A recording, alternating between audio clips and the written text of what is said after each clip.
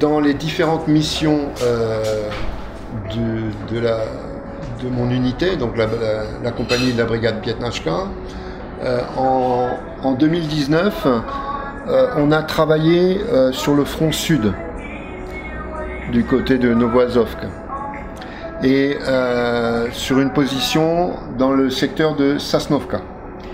И в 2019 году, поскольку был в Пятнашке, они работали в регионе на Азовке в части Сосновка. Да, Сосновка. Donc, un matin, on fait une rotation, c'était le 23 septembre 2019. 23 сентября 2019 года они делали ротацию. Donc on fait une rotation sur une nouvelle position. Sur une toute nouvelle position que je ne connaissais pas. Как бы делали ротацию на новую совершенно позицию, Donc которую он еще даже не знал. ma première volonté, ma première envie, ça a été de visiter notre position et d'aller dans les tranchées pour observer et repérer déjà la situation des positions ukrainiennes. И в первую очередь, то, что хотел сделать Руан, это осмотреться. То есть посмотреть, что где, посмотреть эти окопы и этого противника. Donc dans un secteur de défense de la République, nous avons donc des tranchées d'accès, des tranchées qui permettent d'arriver sur la zone. Nous avons des tranchées qui communiquent entre les bunkers, entre les casemates, et on a des tranchées qui s'avancent vers les positions ukrainiennes, qui sont des tranchées d'observation. И скажем так, вот на месте работы у них есть tranchées d'accès, окопы, через которые они попадают, то есть входа, потом есть бункеры, между ними окопы, которые их соединяют, а также есть еще окопы в направлении противника для наблюдений. Et donc je suis allé, dans une tranchée d'observation. Donc je suis allé dans une tranchée d'observation, mais une DRG ukrainienne avait réussi à positionner dans cette tranchée des mines. И получается, Уран, он шел осматривать траншею наблюдения, и украинский как бы противник, он туда положил, уже получилось, что он туда положил эту мину. Et donc la tranchée faisait un coude, un virage à gauche, et donc moi j'observais, en fait, j'essayais d'observer les positions ukrainiennes, et donc j'ai imprudence peut-être de ma part, certainement, j'ai pas regardé là où je marchais, parce que j'étais obsédé par l'ennemi, pas par ma tranchée. Et donc en avançant le pied gauche, j'ai entendu clic, clic, et je n'ai pas réfléchi. Peut-être c'est peut-être l'avantage d'être un vieux soldat. j'ai fait un bond en arrière, j'ai sauté en arrière, mais comme un ressort, comme un chat maigre sur le bol de lait. J'ai sauté en arrière en me collant contre le mur de la tranchée. Donc immédiatement, parce que c'était une mine bondissante, la Gouchka, c'était une mine bondissante. Donc une seconde après, il y a eu une explosion. Je me souviens de tout parce que j'ai jamais perdu connaissance. Donc une explosion, une boule de chaleur, une lumière, et je me suis fait projeter peut-être de 2-3 mètres plus loin, et je suis tombé sur le fond de la tranchée en voyant le sang de mon bras tout de suite gerber, enfin sortir comme un geyser. Donc là j'ai compris que j'étais gravement blessé, mais heureusement, d'abord j'étais pas loin de la casemate, j'étais à moins de 10 mètres de notre casemate, et surtout le groupe de combat, mes camarades du groupe de combat sont des jeunes, pour la plupart beaucoup plus jeunes que moi, mais des gens extraordinaires, courageux, professionnels, et ils ont réagi immédiatement. Et c'est eux qui m'ont sauvé la vie. И, получается, продвигаясь по траншеи наблюдения, как раз был поворот в левую сторону, и, возможно, это как бы ошибка такого старого солдата. Я не смотрела под ноги, а смотрела именно на противника. И единственное, что услышал такой тык, и понял, что что-то как бы не то, и отпрыгивает очень сильно назад. Но в любом случае как бы произошел взрыв. Это была мина, которая называется лягушка. Поскольку я все время оставался в сознании, то есть был взрыв, было очень много света и было очень как бы много тепла. Мне повезло, поскольку как бы бункер, да, находился совершенно рядом, то есть около 10 метров, и плюс коллеги, с которыми он работает, это люди, которые моложе Эрвана, но при этом они профессиональные, и они сработали очень-очень быстро, как бы мне помочь, то есть они на самом деле спасли Эрвану жизнь.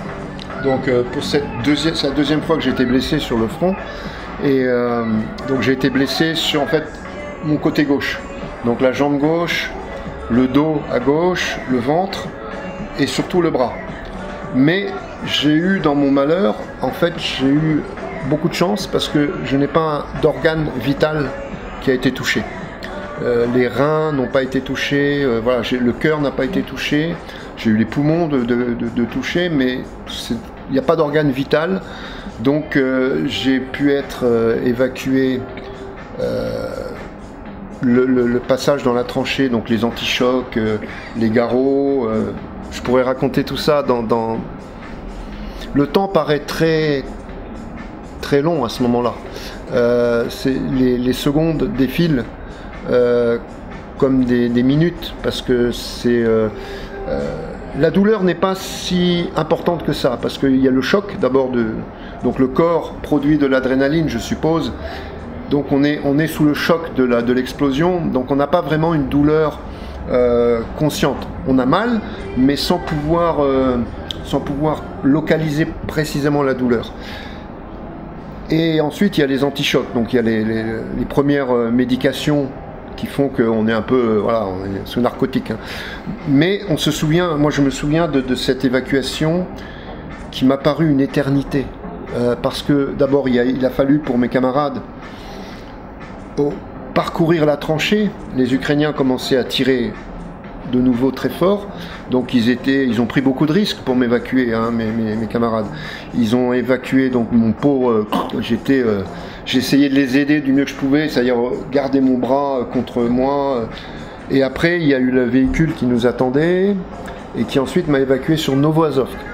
Et là, les routes au sud de la République, je peux dire combien il y a de trous dans la route entre Sosnovka et Novoazovsk, parce qu'à chaque trou, là j'avais très mal. Et ça a été pour moi un calvaire. Je suis arrivé ensuite à l'hôpital de Novoazovsk, où j'ai été pris en charge par une équipe médicale extraordinaire. Именно вот в момент как бы, получения травмы, да, на самом деле, как бы Эрван осознал, что да, травма тяжелая, это вторая травма, которую он получил во время военных действий. И еще раз большая очень благодарность тем сослуживцам, которые были вместе с ним, которые начали его спасать, что не было безопасно даже для них, потому что украинские противники начали тоже их обстреливать. То есть они его вынесли, он говорит, я со своей стороны пытался помочь как мог, то есть там держал свою руку или все, чтобы они меня вынесли сначала через траншею, после там ждал грузовик и УАЗик, который, получается, вез меня в больницу в Новоазовск. Вот. Почему я могу, в принципе, вам описать все это в деталях, потому что время как бы остановилось, и вообще вся дорога до Новоазовска для меня как бы в больнице длилась бесконечно долго, да. По поводу боли, я вам не могу сказать, что это было что-то как бы острая, или везде вы, да, чувствуете, вы не можете локализовать, то есть где она именно болит. Вот, наверное, это или адреналин, и, конечно, потом антишоки, которые мне вкололи. Вот, боль больше всего появилась, когда они ехали до больницы на Азовск, потому что дороги на юге Донецкой Народной Республики не существует. И я вам могу сказать, что каждая дырка, ямка, которая там была, я вам могу ее полностью как бы описать. Травму, которую Эруан получил, у него повезло то, что не задеты важные жизненные органы, но при этом пострадала левая нога, очень сильно правая рука, там легкая, там область как бы живота, но при такой травме все равно у меня было очень много шансов, то, что мне были задеты жизненно важные органы. Et donc là, j'ai été vraiment surpris parce que à Novoazov, il y avait l'équipe de chirurgiens, les infirmières, mais il y avait aussi le commandant du bataillon, Svarok, le commandant de ma compagnie, Znak. Ils étaient descendus de Donetsk et ils étaient à l'hôpital. Et donc ils m'ont soutenu en fait, ils étaient présents et ils m'ont dit Dirgis, Alavata, Dirgis, ok. Et je me souviens quand j'étais sur la table d'opération, et là j'ai vu tout le monde autour de moi, là j'ai commencé vraiment à prendre conscience que je dansais avec la mort. Voilà, je faisais une valse lente avec la mort. Et j'ai regardé au-dessus de ma tête et j'ai vu des poches, des paquets de sang. 5 paquets de sang. Et je me souviens, j'ai dit, mais c'est du sang russe? Et ils m'ont dit oui. J'ai dit, oh, очень хорошо. Как бы очень что было приятно удивило Эруана, когда его довезли в больницу в Новоазов, что там были два его начальника, два командира. Svarok. Да, то есть он говорит, они в момент, когда произошла трагедия, они были в Донецке, то есть они, пока его довезли до больницы, они тоже примчались из Донецка, и они меня очень сильно поддерживали, то есть это было приятно. И то, что вот он, помню, говорит, когда я лежал на операционном столе, то начал понимать, что, наверное, я танцую как бы танец со смертью, да, потому что понимает, что ситуация достаточно тяжелая, и над головой он заметил эти пакеты с донорской кровью, и он просто так спрашивает, говорит, это русская кровь? Они ему говорят, да, он говорит, тогда хорошо. Очень хорошо. Oui, parce que j'essaye toujours de garder le moral. Quand le corps n'est plus là, il faut au moins que le moral soit là. Да, если тело вам не подвластно, то хотя бы. Donc je me souviens d'ailleurs le commandant du bataillon, il tenait le brancard qui m'a emmené dans l'ambulance, une vraie ambulance cette fois. Et ensuite il y a eu tout le trajet jusqu'à Donetsk. Là aussi les routes. À Donetsk, je suis arrivé, en fait, quand je suis arrivé à Donetsk, il faisait nuit. И потом после операции, которые сделали в Новзуске, как бы первые его, даже вот командир батальона, они его отнесли в машину, но это уже была настоящая скорая, которая его отвезла в Донецк. Дорога была как есть, но лучше. Et donc là, j'ai été pris en charge par une équipe de chirurgiens de l'hôpital de traumatologie. Et là, je tiens quand même, encore une fois, comme leurs confrères de Novoazov, je tiens vraiment à saluer l'efficacité, le grand professionnalisme et le sens des relations humaines très très élevé de cette équipe médicale. Les chirurgiens de l'hôpital de Donetsk sont vraiment des gens exceptionnels. Ce sont des gens exceptionnels. Je pense qu'on ne le dira jamais assez. Donetsk a un personnel médical absolument de très très haut niveau. De très haut niveau, tant sur le plan professionnel, savoir-faire, que sur le plan humain. Ce sont des gens extraordinaires. И после того, когда привезли в Донецк, то первая больница, в которую попал Эруан, это была травматология. И о чем он очень хочет сказать, это о высокой квалификации врачей Донецка, Донбасса, и в плане того, как они умеют работать как врачи, то есть профессионально делать свою работу, так и со стороны человечности, вот именно как люди, просто превосходные, и сколько бы мы о них ни говорили лестных слов, это всегда будет мало. Donc j'ai été confiné en réanimation d'abord. Réanimation avec des équipes d'infirmières extraordinaires. Puis j'ai eu au cours des mois qui ont suivi, jusqu'en janvier janvier ou février, je ne sais plus, janvier 2020. Donc j'ai eu une série d'opérations. En tout, j'ai subi 8 opérations chirurgicales, avec à chaque fois des appareils de plus en plus simples, heureusement. Et puis finalement, ensuite, à l'intérieur du bras, j'ai eu des platines qui ont été posées. Ils ont fait le maximum. Déjà, ils m'ont sauvé le bras. Ça, c'est un miracle. Ils ont réussi à sauver mon bras parce qu'au début, ils voulaient m'amputer. Ils ont sauvé mon bras. Et aujourd'hui, je vais mieux déjà. J'ai des problèmes de jambes, de ventre, de dos qui sont, on va dire, résorbés à 80%. J'ai plus de problème. Reste le bras qui est toujours douloureux et qui attend encore d'autres opérations. Parce qu'aujourd'hui, j'ai un bras, il est là, certes, mais il est mort en fait, il est inerte. Donc je ne peux plus j'ai aucune fonction et aucune sensibilité. Et j'espère une opération de greffe des muscles, des nerfs et des tendons. Mais cette opération qui est très très compliquée, très longue, ne peut être effectuée que dans 1 ou 2 hôpitaux en Russie. Voilà, je sais qu'il y a un hôpital à Saint-Pétersbourg, un autre à Moscou. Et donc, comme je suis un étranger, aux yeux de la bureaucratie russe, il faut d'abord que j'ai mon passeport russe. D'abord, je cherche à avoir le passeport russe. Une fois que j'ai le passeport russe, je pourrais bénéficier peut-être d'une opération de reconstruction du bras en Russie. Voilà. Donc je suis à ce niveau-là. Voilà. J'ai qu'une hâte, bien sûr, c'est retrouver mon bras dans un minimum de fonctions qui me permettent de travailler à nouveau. Parce que je veux travailler à nouveau. Depuis l'âge de 17 ans, je travaille. Et même quand je faisais mes études à l'université, je travaillais à côté. J'ai toujours une activité, des fois multiple, même professionnelle. Et ne pas travailler depuis 18 mois maintenant, c'est un cauchemar. C'est un cauchemar.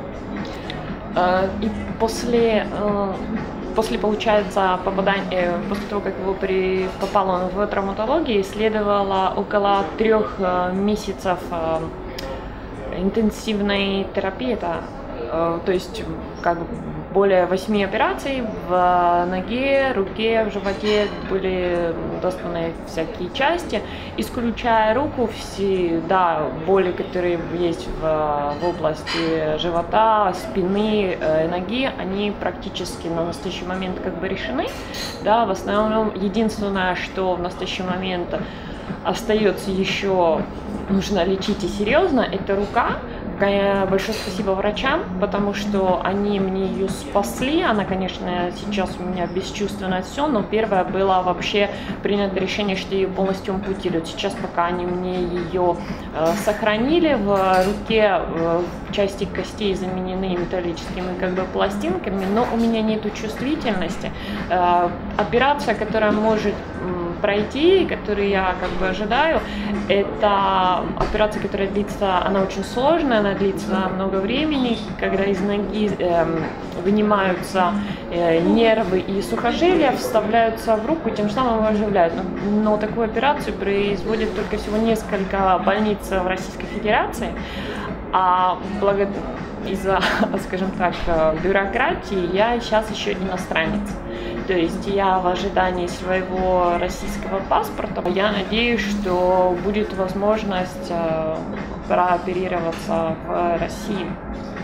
Ce que je peux dire, c'est que... Non, c'est pas toi, désolé. Но c'est pas tout ce que tu as dit.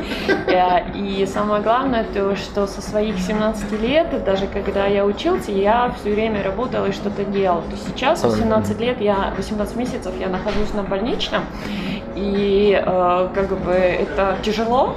Я очень хочу, что да, моя рука, ну, как бы мы все будем надеяться, что она восстановится и максимально, да, но для того, чтобы я хочу продолжать как бы работать, то есть пожелаем все.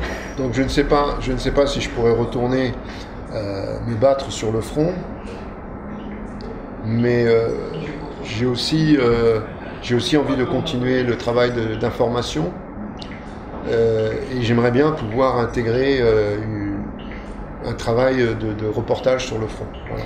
И как бы я сомневаюсь, что физическое мое здоровье позволит мне вернуться как бы в военный, на военную службу, но я хотел бы вернуться в как бы в журналистику. Donc continuer à tirer, à viser, mais au lieu d'avoir un SVD avec une caméra. Да, и как бы, да, хочу продолжать стрелять, но, типа, потому что это как бы французский перевод, стрелять как бы камерой, но фотографировать. Я буду продолжать это же делать, но... Ce que je peux dire, c'est que beaucoup me posent la question, est-ce que je regrette, etc., et si c'était à refaire. Je ne regrette absolument pas. Dans ma vie, j'ai fait une jeunesse passionnante, une période militaire, je dirais, initiatrice quelque part. Ensuite, j'ai vécu des passions. J'ai vécu la passion pour la Bretagne, la passion pour l'Amazonie, où j'ai été guide pendant 15 ans.